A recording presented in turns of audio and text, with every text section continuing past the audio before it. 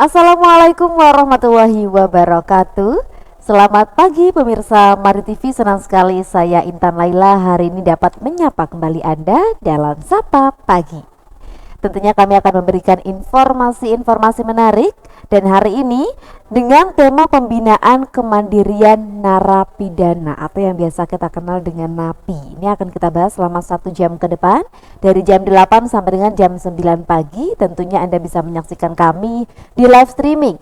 Ada di Facebook kami di TV Madu FM, ada juga di Instagram kami di madutv.media.group atau akun media sosial kami yang lainnya. Dan juga tentunya hari ini dengan tema itu kita kedatangan tamu yang sangat luar biasa juga. Yang pasti kita hidup di negara hukum ya pemirsa, bahwasanya memang yang terbukti bersalah itu akan dihukum. Dan orang yang bersalah khususnya orang yang terbukti melakukan tindak pidana, begitu beberapa ada hukuman yang salah satunya adalah kurungan penjara. Nah, kurungan penjara ini ada beberapa istilah yang namanya itu adalah lembaga pemasyarakatan atau yang biasa dikenal lagi dengan lapas. Ada lagi yang namanya rutan atau rumah tahanan. Nah, keduanya ini memiliki perbedaan yang nantinya juga akan dibahas oleh narasumber kita.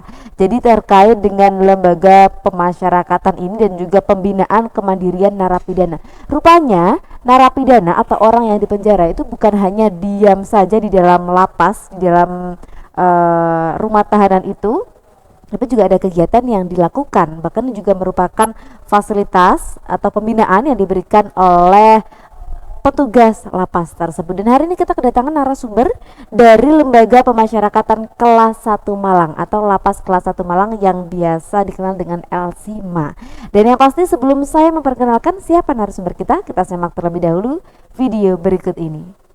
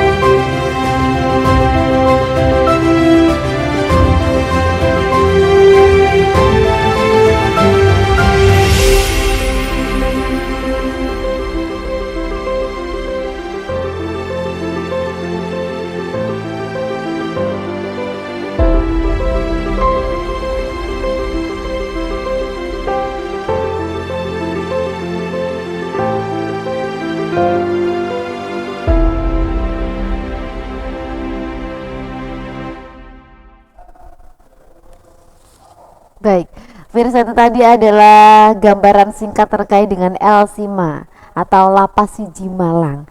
Nah, di sini tadi kita lihat sangat produktif sekali ya. Bahkan produktifnya itu melebihi dari apa yang kita lakukan begitu loh. Ada yang kuliner, ada yang keahlian mencukur rambut, kemudian ada juga membuat ekoprint baju dan itu pun hasilnya juga sangat luar biasa. Ini terkait dengan pembinaan kemandirian dari narapidana. Kita hadirkan langsung di sini ada Pak Adi Santoso selaku Kepala Seksi Bimbingan Kerja Lapas kelas 1 Malang.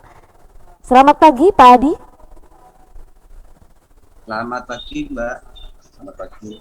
Iya, bagaimana kabarnya Pak Adi pagi ini? Alhamdulillah di Malang agak mendung tapi cerah. Enak Iya, suasananya. mendung tapi cerah. Ya. Berarti hari ini Pak Adi lokasinya berada di Malang atau di Elsimanya sendiri, Pak Adi? Di Elsima ini, di Lapas Seksi Malang. Saya kenal dengan lebih terkenalnya Lapas Lowaru. Baik.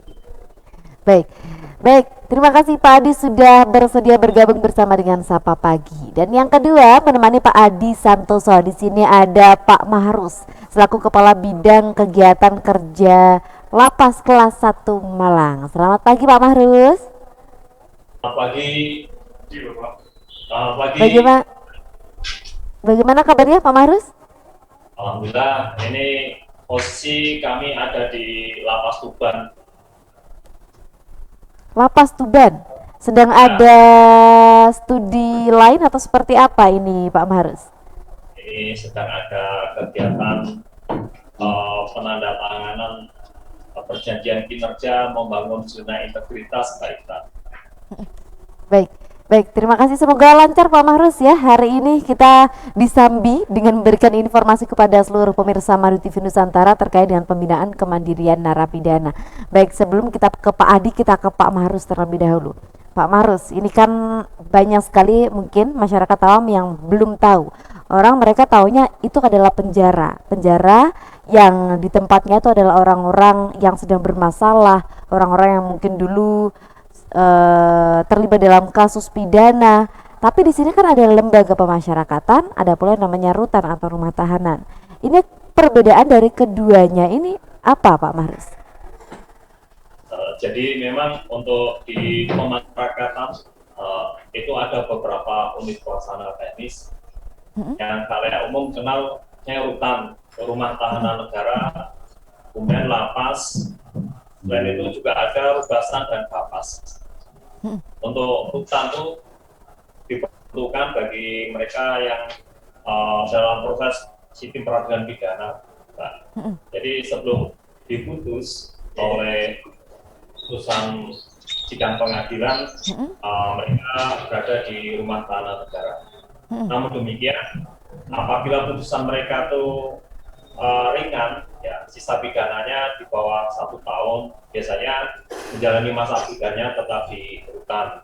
Akan tetapi kalau pidananya itu Ya, ya 1 tahun, mereka kita pindahkan ke lembaga pemasyarakatan. Dan lembaga pemasyarakatan sendiri juga ada kelas-kelasnya, ada kelas 3, kelas 2B, kelas 2A, dan kelas 1. Di samping ada klasifikasi itu juga ada klasifikasi lapas berdasarkan keperuntukannya. Ini ada lapas narkotika, lapas perempuan, lapas anak, lapas tipikor, dan untuk teroris. Jadi ragamnya lapas itu juga. Baik. Baik, terima kasih Pak Mahrus atas penjelasan awalnya. Jadi kalau untuk rutan sendiri itu sebelum diputus di pengadilan, seperti itu Pak Mahrus ya? Nah, kalau Baik. di rutan putus. Nah, Baik. Ya, silakan Pak Mahrus. Namun demikian juga di beberapa kabupaten atau kota yang nggak ada rutan, lapas itu merangkap sebagai rutan juga. Berarti kalau untuk fungsinya sendiri lebih umum atau lebih menyeluruh lapas atau rutan Pak Mahrus? Saat ini lebih banyak ke lapasnya, karena kalau untuk lapas itu kan bisa merangkap selaku rutan biasanya. Kalau rutan ya kapasitasnya terbatas. Ya hanya untuk tahanan dan pidana ringan kalau udah diputus itu harus tepatnya di lapas. Baik. Baik, terima kasih Pak Maros. Kita mendengarkan penjelasan dari Pak Adi Santoso. Pak Adi, sementara tadi kan yang disebutkan adalah rutan dan lapas. Mungkin apakah ada istilah lain Pak Maros dari penjara, atau cukup lapas dan rutan saja ini Pak Adi? Secara normatifnya memang ada istilahnya rutan dan lapas saja, kan begitu. Itu yang sudah dijelaskan oleh Pak Marus tadi sudah sangat gamblang. Mungkin saya hanya menambahi bahwasanya rumah tahanan negara apa istilahnya hanya untuk titipan. Mereka kan titipan dari tahanan polisian, tahanan kejaksaan, tahanan pengadilan negeri, tahanan pengadilan tinggi maupun Mahkamah Agung. Jadi berarti titipan tahanan dari tahap penyidikan kan polisian ya, terus penuntutan itu merupakan tahanan kejaksaan, dan pemeriksaan di pengadilan negeri, pengadilan tinggi, Mahkamah Agung. Mungkin kalau pengertian lapas sudah sangat gamblang tadi sudah dijelaskan oleh Pak Marus dan begitu. Itu menambahi lagi terkait di rumah tahanan negara, itu bahwasanya mereka setelah diputus mereka itu seyogyanya untuk dipindah ke lapas. Kalau rutan, menurut edaran dari Direktorat Jenderal maupun Bapak Kakangwil, Kamar Jawa Timur, rutan merupakan bisa menjalani pidana, mereka hanya maksimal sisa pidananya 2 tahun saja, Pak. Baik. Terima kasih Pak Adi Santoso.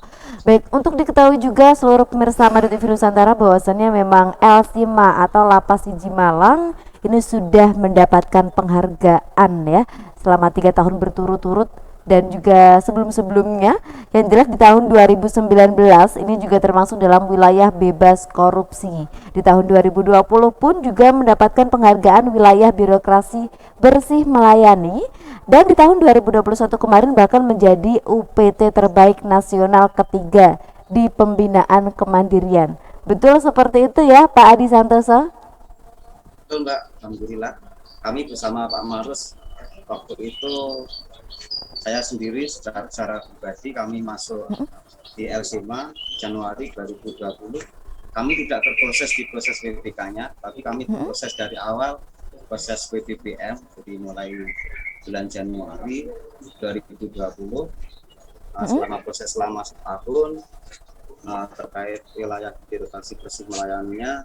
Jadi penyempurnaan di WPK tersebut untuk pelayanan publik maupun pembinaan narapidana, pembinaan kepribadian maupun kemandirian. Nanti mungkin bisa dijelaskan oleh Pak Marus atau bedanya pembinaan kepribadian itu apa, pembinaan kemandirian itu. Bahwasanya di lapas itu ada 2 jenis pembinaan.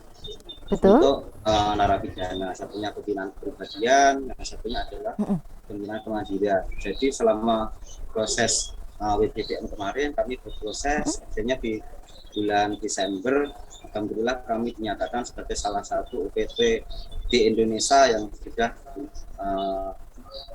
istilahnya pantas menyandang predikat WPPM. Jadi jarang UPT lapas kelas 1 sebesar kami yang isinya 3.000 lebih, pasnya istilahnya totalnya 3.294. Kami berhak menyandang predikat WPPM. Itu hal yang luar biasa bagi kami. Itu Mbak. Baik. Dengan jumlah lebih dari 3.294 dan dengan tema kita hari ini adalah pembinaan kemandirian narapidana. Mungkin kita langsung saja ke Pak Maros ya. Pembinaan kemandirian. Ini sebelum kita ke pembinaan kemandirian, kan tadi kalau dikatakan oleh Pak Adi ada 2, ada pembinaan kepribadian dan pembinaan kemandirian. Ini mungkin bisa dijelaskan Pak Maros, silakan. Ya, Pak. Jadi dalam proses pemasyarakatan itu ada 2 model pembinaan. Yang pertama itu pembinaan kepribadian, yang kedua kemandirian. Untuk pembinaan kepribadian secara garis besar itu dibedakan menjadi pembinaan rohani, pembinaan intelektual, pembinaan jasmani, dan pembinaan sosial. Dan 4 pembinaan itu diberikan secara bertahap. Ada tahap kalau pendekatan dalam perlakuan kontrol itu yang pertama tahap maksimum security. Sebelum maksimum security itu ada tahap namanya tahap admisi orientasi. Dalam tahap admisi orientasi di mana warga binaan itu kita data. Jadi biodatanya, latar belakang dia sebelum melakukan tindak pidana sampai kita melihat untuk setelah dia menjalani pidana nanti harus bagaimana, itu di admisi itu kita semua kita data, kemudian melalui mekanisme sidang TPP itu kita bikin suatu program pembinaan terhadap warga binaan tersebut. Yang selanjutnya setelah ada program pembinaan, kita orientasikan kepada yang bersangkutan, dan setelah mereka mengetahui program pembinaan itu, nanti sebelum masuk ke tahap maksimum security, dia akan masuk tahap namanya masa pengenalan lingkungan, itu mapenaling. Untuk mapenaling antara tahanan sama narapidana itu berbeda. Jadi mapenaling ini diperuntukkan di samping dia untuk mengetahui situasi kondisi tempat dia ditahan atau menjalani masa pidana, juga itu demi untuk mapping dari sisi keamanan. Jadi paling tepat nanti dia akan kita tempatkan di kamar mana, blok mana. Setelah itu diketahui, kemudian baru penempatan ke tahap maksimum security. Tahap maksimum security itu merupakan internalisasi total terkendali. Asumsi itu sebagai tahap internalisasi nilai konsumtif terhadap warga binaan, di mana kebiasaan-kebiasaan negatif dari narapidana itu diisi dengan pola-pola kegiatan yang positif, sehingga itu menjadi bagian dari perilaku atau akhirnya menjadi pribadi warga binaan. Baik, Pak Marus, mohon maaf kita harus menyekip terlebih dahulu ya. Kita sampai di tahap maksimum security ya. Nanti akan kita bahas setelah jeda iklan berikut ini. Untuk Pak Marus, Pak Adi dan seluruh pemirsa Mari TV Nusantara, tetaplah bersama kami dalam Sapa Pagi.